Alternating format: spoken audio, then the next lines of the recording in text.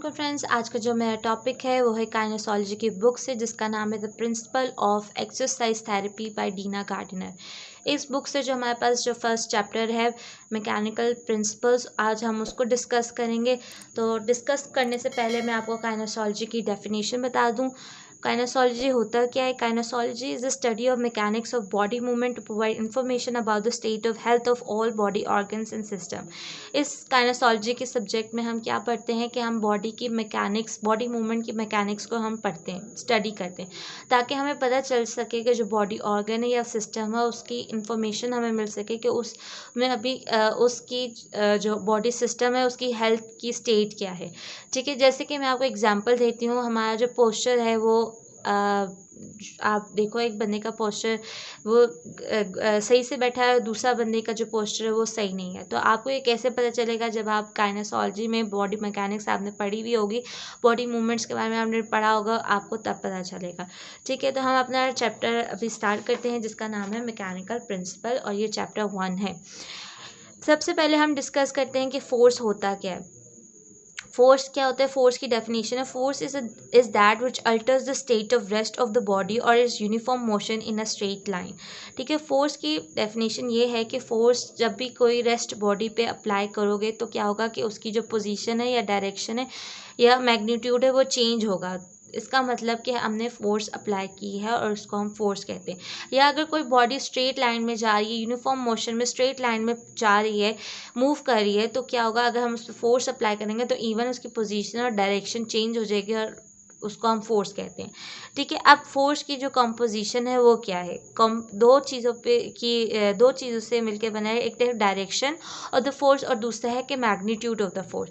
इसको रिप्रेजेंट करने के लिए हमारे पास एक सिंबल, यहाँ पे एरो का सिंबल दिया हुआ है। अब इसमें ये बताया है कि बुक में कि जो एरो की जिस तरह डायरेक्शन, जिस तरफ एरो जा रहा होगा, ठीक है, उसकी फोर्स की वो डायरेक्शन होगी। ठीक है, अब एरो इस तरफ जा रहा है, इसकी इस तरफ डायरेक्शन है, तो जो फोर्स की डायरेक्शन है वो भी इधर होगी। अगर इधर जा रही होती फोर्स की डायरेक्शन, एरो इधर जा रहा होता तो हम कहते हैं कि फोर्स की डायरेक्शन इस तरफ है। और magnitude of the force, magnitude of the force हमें कैसे पता चलेगा?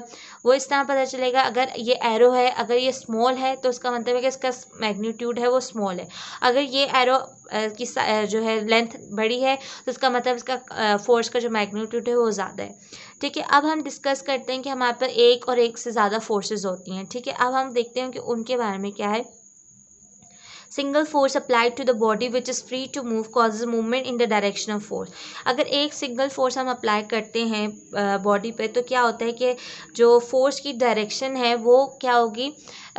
वो मूवमेंट करेगी इन the direction of the force. जिस तरह हमने वो फोर्स अप्लाई किया, क्योंकि हमने एक ही फोर्स अप्लाई की है।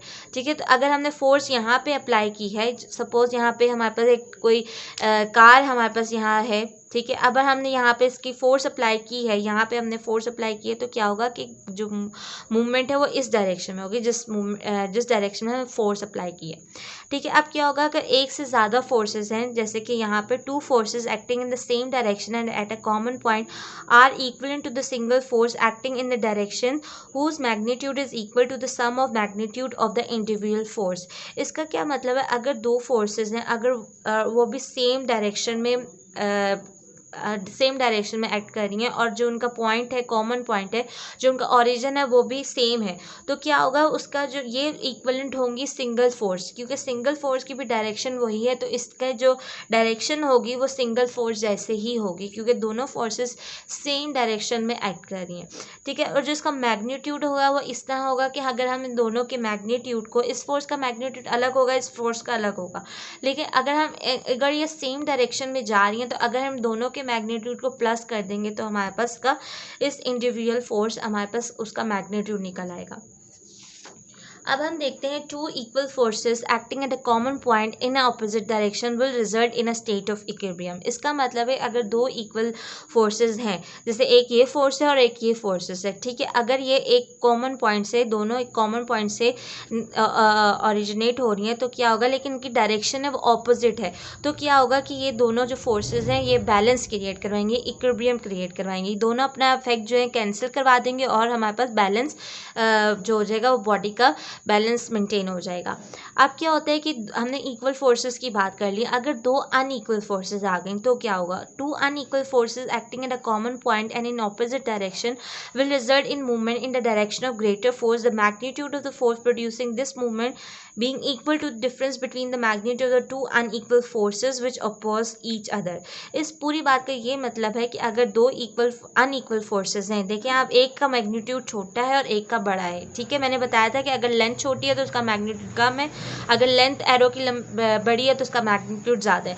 अगर ये दोनों अनइक्वल फोर्सेस क्या होंगी कि कॉमन पॉइंट से ओरिजिनेट हो रही हैं लेकिन इनकी ऑपोजिट डायरेक्शन है, तो क्या होगा कि इसकी डायरेक्शन हमें कैसे पता चलेगी कि कैसे है, ठीक है। अब डायरेक्शन आपने याद रखना है, उसकी उस डायरेक्शन में फोर्स जो है मूवमेंट उस डायरेक्शन में होगी जिस डायरेक्शन में मैग्नीट्यूड ज़्यादा है। मतलब कि हमारे पास इस डायरेक्शन में मैग्नीट्यूड ज़्यादा है तो इस डायरेक्शन में हमारे पास फोर्स एक्ट करेगी और इस डायरेक्शन में मूवमेंट होगी, ठीक है। अब जो मैग्नीट्यूड है वो कैसे निकलेगा? मैग्नीट्यूड जो होगा अगर हम दोनों को इन मैग्नीट्यूड को माइनस कर दें तो हमारे पास जो होता है वो मैग्नीट्यूड निकल आएगा।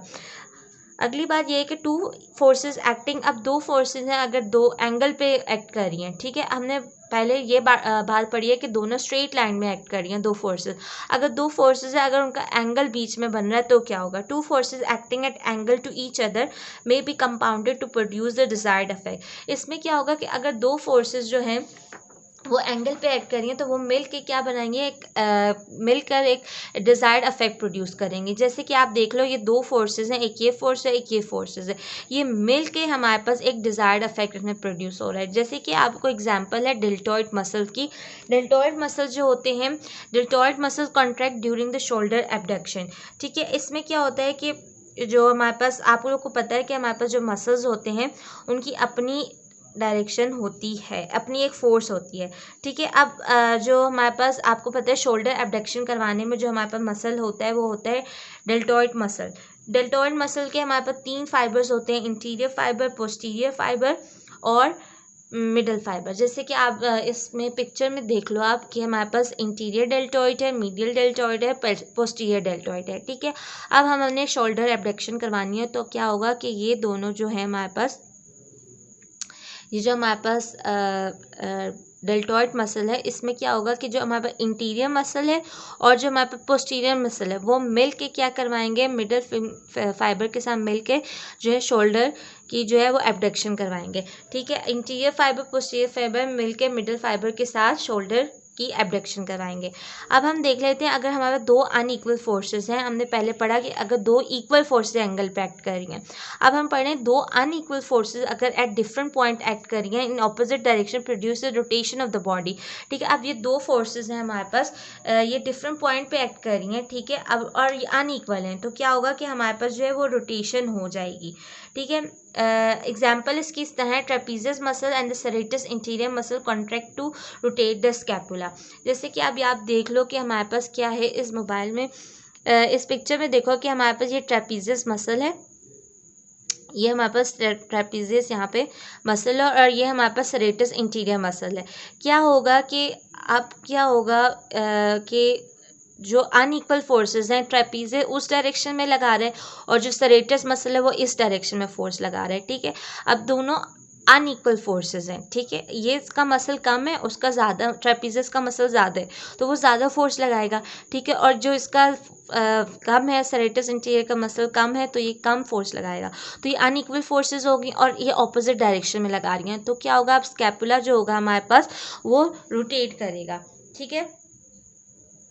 जैसे कि आप इसमें क्लियर पिक्चर में देख लो, ये हमारे पास है, ठीक है। ये हमारे पास ट्रेपीजियस मसल इस डायरेक्शन में फोर्स लगा रहे हैं और जो सेरेटस इंटीरियर इस डायरेक्शन में फोर्स लगा है, तो जो हमारे पास स्कैपुला है वो पर रोटेट करेगा। जैसे कि इसमें आप देखो, ये हमारे पास जो स्कैपुला है वो यूं करके रोटेट कर रहा है, ठीक है। ये स्कैपुला रोटेट कर रहा है। अब हम देखते हैं कि फिजियोथेरेपिस्ट में क्या काम होता है इसका। फिजियोथेरेपिस्ट जो होते हैं वो फोर्स जो उनके लिए ज़रूरी है पढ़ना फोर्स, क्योंकि जब वो फोर्स लगा रहे होते हैं उनको पता हो कि ये फोर्स हम जो मसल की अपनी एक फोर्स होती है, ठीक है। अब वो फोर्स मसल पे लगा रहे हैं, कहीं पे भी लगा रहे हैं, उनको पता होना चाहिए कि वो ऑपोजिट फोर्स लगाएंगे तो क्या अफेक्ट होगा, इक्वल फोर्स लगाएंगे तो क्या अफेक्ट होगा, ठीक है। ये हमारे पास आ गया। फिर हमारे पास जो लास्ट टॉपिक है वो है टेंशन। टेंशन क्या होती है? टेंशन को भी हम फोर्स ही कहते हैं, ठीक है। उसकी डेफिनेशन है system of the forces tending to separate parts of the body combine with equal and opposite forces hold the parts together, ठीक है। क्या होता है? ये एक वो ऐसी फोर्स है जो बॉडी पार्ट्स को सेपरेट करने में हेल्प करती है, जो कि कंबाइन होती हैं with equal and opposite forces. हमने पढ़ा था equal and opposite forces balance create करती हैं, ठीक है। वो फोर्सेस जब कंबाइन होती हैं ताकि जो बॉडी पार्ट है वो जुड़े रहें, तो ये जो टेंशन फोर्स होते हैं उन बॉडी पार्ट्स को सेपरेट करने में हेल्प करती हैं। It is measured in newton. इसकी एग्जांपल है इंट्रामस्कुलर टेंशन जो होती है फोर्स में। इंट्रामस्कुलर जो टेंशन होती है is a force of muscular contraction. जो मसल में टेंशन होती है वह एक्चुअली होती है मसल कंट्रैक्शन की फोर्स की वजह से होती है इंट्रामस्कुलर टेंशन, ठीक है। The strength of the muscle is its ability to generate tension. इसका मतलब है कि जो स्ट्रेंथ है मसल की वो क्या करती है, वो जनरेट करती है टेंशन को। स्ट्रेंथ का मतलब आप कितना मैक्सिमम वेट उठा सकते हो, ठीक है। जब आप मैक्सिमम वेट उठाओगे तो आपके मसल जो होंगे वो कॉन्ट्रैक्ट करेंगे और वो फोर्स प्रोड्यूस करेंगे, और मतलब कि टेंशन उसमें प्रोड्यूस होगी। ये आज का टॉपिक था। इसमें से आपको जो भी कोई क्वेश्चन अगर पूछना है तो आप कमेंट सेक्शन में पूछ सकते हैं। एंड अगर आपको ये वीडियो पसंद आई हो तो उसको लाइक ज़रूर कीजिएगा और सब्सक्राइब ज़रूर कीजिएगा। Thank you so much.